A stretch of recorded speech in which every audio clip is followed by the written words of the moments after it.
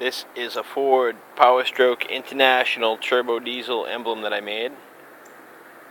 It's made out of A356 aluminum. This fits the Ford Super Duty.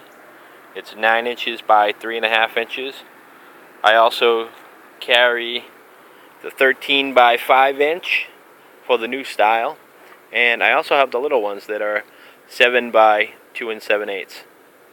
So anyway, this one here, it's a polished and powder coated finish. The white and the black are both powder coat. It has stainless steel studs embedded in, nice and strong. It has stainless nylock nuts on it with galvanized, zinc plated, whatever, flat washer. And if you'd like to buy one, you can give me a call at 603-204-4051, or you can check out the website and order it there. It's granitestatefoundry.com. Hope you enjoyed watching. Buy one. It'll make your truck look really cool. Anyway, hey, thanks for watching, guys.